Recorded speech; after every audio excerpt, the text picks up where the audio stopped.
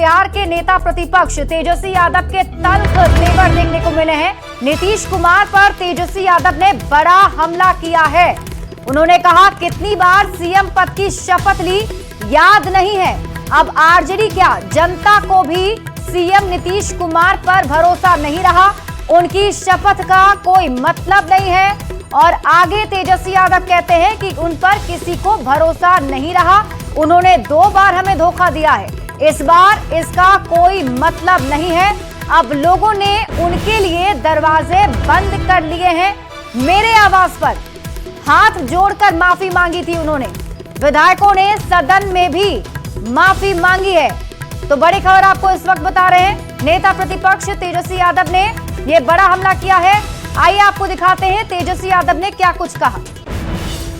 तीसरी चौथी बार हमने देखा है कि वो पब्लिक प्लेटफॉर्म कहिए, मंच से वो कसम खाते हैं कि अब कुछ भी हो जाए, अब आपके साथ वो नहीं जाने वाले। कितनी बार ये कसम खा चुके हैं इधर या उधर, वो आपको भी याद नहीं होगा। बिहार की जनता तो छोड़िए, किसी पत्रकार को भी याद नहीं होगा कि इधर आए तो कितनी बार कसम खाएं, उधर गए तो कितनी बार कसम खाएं। उनका कसम का कोई मतलब नहीं है। There is zero value of उनका जो भी कसम उखाते हैं, कोई वैल्यू नहीं, मतलब नहीं है। और कोई विश्वास भी नहीं करता, कब पलट जाए कब ही हो जाए, कोई मतलब नहीं। लेकिन अब 2 बार हम लोगों ने उनको जिंदा कर दिया, 2 बार दया कर दिया उन पे जिंदा करके। दोनों बार वही रूप उनका दिखा, तो इस बार कोई मतलब नहीं है। अब तो जनता ने उनके लिए दरवाजे बंद कर दिए, तो हम लोग कौन होते हैं। आपने कल कहा कि पैरों पे गिर पड़े थे, गिड़गिड़ा रहे थे। हाँ, तो गिड़गिड़ा रहे थे हम तो। कितना हमारे घर जब आए तो हाथ जोड़ करके माफी मांग रहे थे। तेजस्वी यादव को आपने सुना, जिसमें उन्होंने कहा है कि उनके घर पर सीएम नीतीश कुमार आए थे। 2 बार उन्होंने साथ में उनका साथ दिया, लेकिन उन्होंने धोखा दिया है। और हमारे साथ जेडीयू के मुख्य प्रवक्ता नीरज कुमार जुड़े हुए हैं। नीरज जी, बहुत बहुत स्वागत है आपका। और सबसे पहले तो आपका रिएक्शन देखिए, तेजस्वी यादव अब सीधे उन्होंने मुख्यमंत्री पर इस बार हमला बोलते हुए कहा है कि 2 बार उन्होंने धोखा दिया है और अब नीतीश कुमार पर जनता कोई भरोसा नहीं रहा। सबसे पहले तो मेरा अनुरोध होगा कि मेरा सुबह का ट्वीट आप दिखाइए। और पिता रहे अंधेरा में, बेटा पावर हाउस। मैंने इनके पिता कह रहे हैं, मैंने वीडियो डाला है कि 2015 में मैं मीडिया के साथी पूछ रहे हैं कि आपने पहले फोन किया कि नीतीश जी ने किया, तो इनके पिताजी बोल रहे हैं कि हमने पहले फोन किया। तब पिता रहे अंधेरा में, बेटा पावर हाउस से ज्ञान दे रहे हैं। और हमारे बारे में कह रहे किसके गोद में है, तो आप किसके गोद में खेल रहे थे। मैंने अभी बयान दिया है कि 22 दिसंबर 1989 को लालू जी ने सदन के अंदर लोकसभा में बोला कि भागलपुर को बदनाम करने के लिए, बीजेपी को बदनाम करने के लिए, आरएसएस को बदनाम करने के लिए, तो प्रमाण पत्र कौन दे रहा था, बीजेपी आरएसएस को। हमारे बारे में कह रहे कि सांप्रदायिक शक्तियों के हाथ में खेल रहे हैं। और आप किसको प्रमाण पत्र दे रहे थे, माननीय लालू प्रसाद जी। तेजस्वी यादव को पूछना चाहिए, अपने पिता से पूछ नहीं रहे हैं, तो लज्जा लग रहा है पूछने में।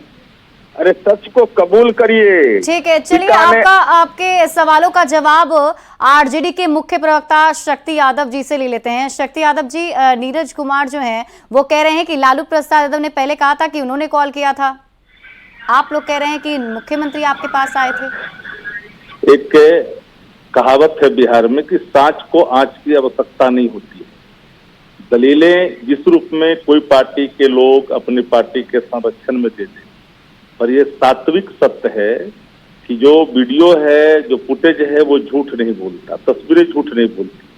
तो वीडियो झूठ तो कभी बोल नहीं सकता।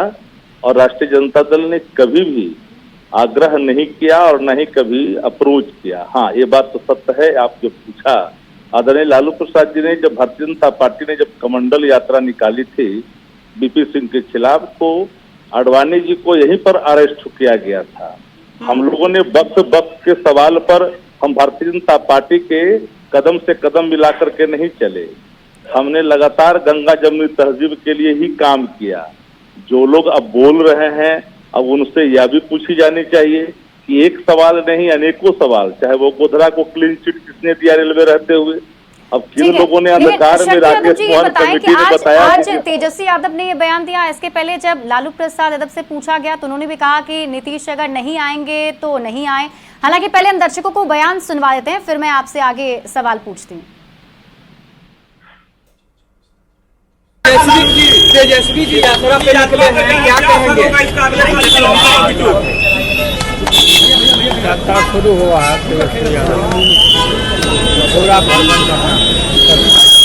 नीतीश कुमार कह रहे हैं कि अब इधर उधर नहीं जाएंगे, लालू जी गलती कर दी ऐसे कहते हैं। आपके साथ आकर गलती कर दी है तो नीतीश कुमार जी कहे अब नहीं जाएंगे आपके साथ। नहीं जाएंगे तो देखिए ये जो है बयान आज लालू प्रसाद यादव ने भी दिया। सवाल आपसे ये है शक्ति यादव जी कि एक के बाद एक अटैक किया जा रहा है, क्या ये इससे क्या संदेश देने की कोशिश की जा रही है कि भविष्य में अगर साथ आने की कोई गुंजाइश अब नहीं रही? देखिए, सवाल जब भी राष्ट्रीय जनता दल ने नीतीश कुमार जी का साथ दिया, देश हित में दिया, देश की एकता और अखंडता बनाए रखने के लिए जब सभी पॉलिटिकल पार्टियों ने एक मंच पे आकर के एक सूत्र में बंधने के लिए प्रतिबद्धता दोहराई, उस समय तेजस्वी जी ने हर चीजों को स्वीकार करते हुए उस समय सामयिक स्थितियों को देखते हुए उन्होंने स्वीकार किया।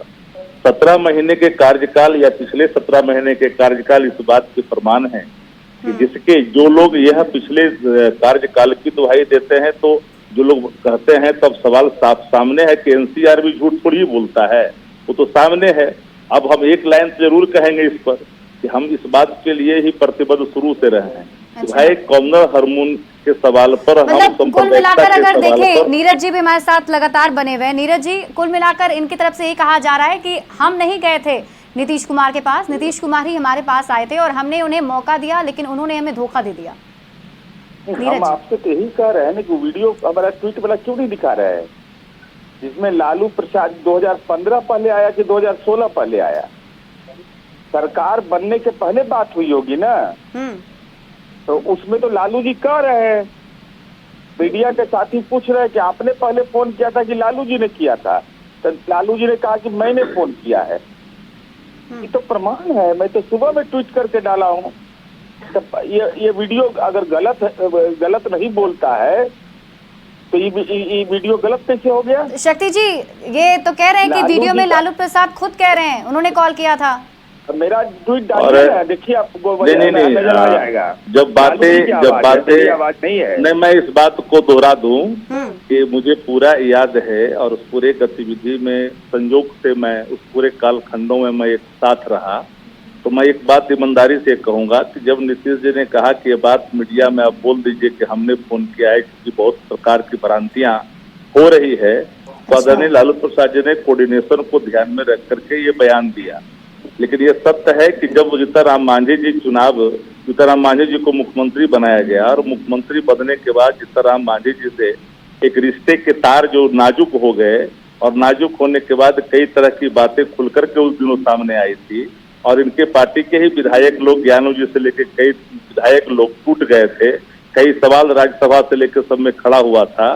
तब नीतीश जी ने उस समय फोन किया था तो निश्चित तौर पर साथ लालू जी ने दिया, लेकिन मीडिया में बात आया तो लालू जी ने कहा कि नहीं, तब उन्होंने कह दिया। नीतीश जी के आग्रह को स्वीकार करके मीडिया में बातें उस समय कहे थे तो वो नीतीश जी का ही आग्रह था, क्योंकि हम जब किसी से हाथ मिलाते हैं तो उसमें हर चीजों का ख्याल करते हैं, हम नैतिकता का भी, तो राजनीतिक शुचिता का भी, और इसके बिना कुछ राजनीति में संभव नहीं है। और जो लोग ये बोल देते हैं, भले ही बोल दें, लेकिन गंगा जमुनी तहजीब के सवाल पर या देश की एकता अखंडता के सवाल पर अगर कोई कहे तो राष्ट्रीय जनता दल देश में एक ऐसी पार्टी है जो कभी सांप्रदायिकता के सामने घुटना नहीं टेका। हम हर परिस्थितियों को झेलने के लिए तैयार हैं, लेकिन सांप्रदायिक शक्तियों के साथ जाने का कहाँ सवाल है? आपके कहने का मतलब ये है कि वो जो बयान है, वो जो वीडियो है, उसमें नीतीश कुमार के आग्रह पर ही लालू प्रसाद ने ऐसा बयान दिया था। नीरज जी, तो स्वीकार कर लिए ना नीतीश कुमार जी का आग्रह, इसका क्या प्रमाण है? वीडियो को स्वीकार कर लिया ना। तो जो वीडियो और दस्तावेज, राष्ट्रीय जनता दल ने कभी समझौता नहीं किया है। ये मान्यता थी, किसका मंतव्य है? 29 दिसंबर 1989 नियम 193 के तहत चर्चा हुई और ये बयान क्या कहता है, तो आप ही निर्णय कर लीजिए कि भागलपुर को बदनाम करने के लिए, बीजेपी को बदनाम करने के लिए, आरएसएस को बदनाम करने के लिए, करने के लिए क्या क्या किया गया।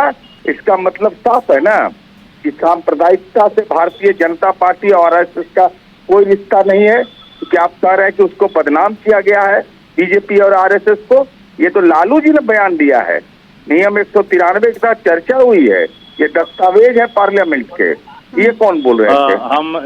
हम इस जगह रुकना चाहेंगे। हाँ जी।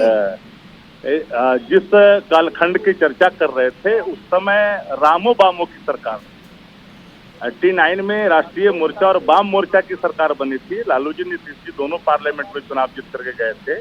लालू जी भी एमएलए थे उसमें। 77 में पहली बार member of parliament Lalu ji हुए थे और नीतीश जी 85 में हुए थे और 89 में वो 12 से पार्लियामेंट का चुनाव जीते थे। जिस 193 नियम की हवाला दे रहे हैं, उस समय भारतीय जनता पार्टी उस गठबंधन का पार्ट था। भागलपुर को बदनाम करने के लिए या भागलपुर को बदनाम करने के संदर्भ में जिस व्यक्ति को केंद्रित करके जो बातें कही गई थी उसको अलग व्याख्या करने की आवश्यकता नहीं है। कमंडल यात्रा के बाद देश के अंदर में जो विश्वदमन हुआ और जिस तरह की बातें खुल करके आई तो वो सवाल दूसरी थी। और चूंकि 77 में सरकार तो सबकी सरकार, संयुक्त सरकार थी। जननायक कश्मीर ठाकुर जी कैलाशपति मिश्रा के वो डिप्टी थे, वित्त मंत्री थे, उनके साथ काम किए थे। तो उन जवानों के कालखंडों की अगर चर्चा करेंगे तो आप उसको अलग अध्याय में नहीं देखिए। अगर हमारे आज के करतूत और कल के करतूत को दोनों को अगर तुलनात्मक अध्ययन करेंगे, अगर कल हम सात्विक थे और आज हम हिंसक हो गए तो हिंसक के कालखंडों को हिंसक के रूप में देखा जानी चाहिए। 193 के चर्चा तो पार्लियामेंट के अंदर में 89 की जिसकी वो वकालत कर रहे हैं और भागलपुर में जो दंगे हुए थे उन दंगों के सवाल पर हमारी स्थिति साफ थी। अगर मान लीजिए जो व्यक्ति दोषी है उसको हम किसी संगठन से, किसी ऐसी व्यक्ति को हम संगठन से जोड़े नहीं और उस जो विक्टिम है उसको हम सीधे कार्रवाई कर करके जेल के अंदर में डालें। अगर ये बात उन समय कही गई थी और उसके बाद देश के अंदर में नफरत की बात आई जब कमंडल यात्रा हुआ अडवाणी जी का, तो उसके पहले के कालखंडों में देखिएगा तो जनसंघ से लेकर के सब पार्टियां एक मंच पर थी गैर कांग्रेसवाद के सवाल पर। उसको इसमें उद्धृत करने का कहाँ कोई सामयिक रूप से। वैसे लेकिन शक्ति यादव जी मुझे इस सवाल का जवाब दीजिए कि अभी जिस तरीके से पहली बार ऐसा देखने को मिला है, अब तक जब जैसे जेडीयू और आरजेडी के रिश्ते संबंध टूटे हैं उसके बाद से पहली बार ऐसा है जब इस तरीके की तल्ख टिप्पणी तेजस्वी यादव ने की है। तो इस बयान से हम क्या समझें? नहीं, एक सेकेंड। नीतीश जी के प्रति आदर के भाव कल भी थे, आज भी थे। सवाल स्टैंड का है। अच्छा। सवाल स्टैंड का है और स्टैंडों के सवाल पर डुएल जो स्टैंड होता है जब मन नहीं लगता है। अच्छा, हमारे साथ आते हैं तो पुरातन नाता का जिक्र करते हैं कि हम 1973 से हम लोग साथ हैं और जब उधर जाते हैं तो 95 की चर्चा करते हैं कि हम 95 से भारतीय जनता पार्टी के साथ हैं। अब दो कालखंडों को देख लीजिए, दोनों कालखंडों को अपने रूप से प्रभावित अगर करोगे तो स्वाभाविक तौर पर अलग अलग व्याख्या की जाएगी। तो 95 में आप कब गए? जब देश जल रहा था, जब देश में हालात, भारतीय जनता पार्टी ने एक पटिशन खींची नफरत। आप जो जिस तरह से विस्फोटन कर रहे हैं और एकदम हवा में आप एक तरह से आप विष बो रहे हैं, तो ऐसे जो किरदार हैं राजनीति में, उन किरदारों के संदर्भ में अगर उनके संरक्षण किसी संगठन और किसी दल के द्वारा किसी व्यक्ति को दी जाती है, सवाल उठना तो लाजमी है ना। तो उन सवालों को आप 1973 और 1977 और 1989 में तो हमने कहा कि राष्ट्रीय मोर्चा और वाम मोर्चा की सरकार देश में थी। वीपी सिंह की सरकार को 17 महीने की सरकार को किसने गिराया? क्या आपने उसी से शिक्षा ली भारतीय जनता पार्टी से 17 महीने में सरकार तोड़ने का? अल्पायु की सरकार को किसने गिराया था जब मंडल कमीशन देश के अंदर में लागू हुआ था? उसके सवाल पर सरकार गिराई गई कि वो कौन? नीरज जी भी लगातार हमारे साथ बने हुए हैं। नीरज जी देखिए, अब कहीं ना कहीं मुख्यमंत्री भी लगातार मंचों से कह रहे हैं कि वो अब इधर उधर नहीं जाएंगे। अब इधर से भी साफ हो गया है कि जो है नीतीश कुमार को हम लोगों ने नहीं बुलाया था, खुद ही आए थे। यानी अब ये है कि भविष्य में कभी दोस्ती संभव नहीं है। देखिए, वीडियो फुटेज साक्ष्य के रूप में उपलब्ध है। यह स्पष्ट करता है कि लालू जी खुद पहले उन्होंने पहल किया और नीतीश कुमार जी से बात किया। दूसरा, मूल चरित्र में न भारतीय जनता पार्टी के बदलाव अगर 1989 में नहीं हुआ था तो बाद के कालखंड में कैसे बदलाव हुआ ये मुझे समझ में नहीं आता है। अच्छा। सिग्नेचर और नेचर बदलता नहीं है। तीसरी बात, हमने न साथ निश्चय बदला, गठबंधन के सहयोगी दल जरूर बदले। तो हम इतना जरूर, अब 30 सीट हम लोकसभा का जीत गए, 173 सीटों पर हम आगे हैं। एनडीए का घटक दल आगे है, तो निश्चित रूप से एनडीए घटक दल एकजुट होकर 25 में चुनाव लड़ेगा। लेकिन तेजस्वी यादव तो कह रहे हैं कि अब सीएम नीतीश कुमार पर जनता का भरोसा ही नहीं रहा। तो जनता का भरोसा नहीं था, 30 सीट आया कैसे? उनको 4 सीट पर लॉक कैसे कर दिया? 4 सीट उनको और 3 सीट कांग्रेस को आया। गठबंधन, महागठबंधन का तो सर्वनाश कर दिए। इसका बेहतर जवाब शक्ति जी देंगे। शक्ति जी वो तो कह रहे हैं कि जनता का भरोसा है तभी तो 30 सीटें जीते। ये अपने को 30 जदयू कह रही है और दूसरे को 4 कह रही है, जबकि इनके खिलाफ 10 सीटें बिहार के अंदर में जीती गई, एक निर्दलीय और 9 अलग, माने इनके खिलाफ 10 सीटें अलग चली गई। अब सवाल उठता है कि हमने राष्ट्रीय जनता 95 लाख वोट राष्ट्रीय जनता दल ने लाई, हमारे 9% वोटों का हमारा इजाफा हुआ। मैं इस बात को मानता हूं कि देश के कई ऐसे संगठनों ने, कई लोगों ने जो सत्ता प्रतिष्ठान से जुड़े हुए हैं, पारिवारिक संबंध है खून का, उन लोगों ने 89 सीटों के बारे में क्या कहा देश के अंदर में? ठीक है, ठीक है। चलिए, ये बहुत लंबी बहस है और हम लगातार इस खबर पर भी बने हुए हैं। बहुत बहुत शुक्रिया आप दोनों का हमारे साथ जुड़ने के लिए और हमारे साथ बातचीत करने के लिए। और इस बीच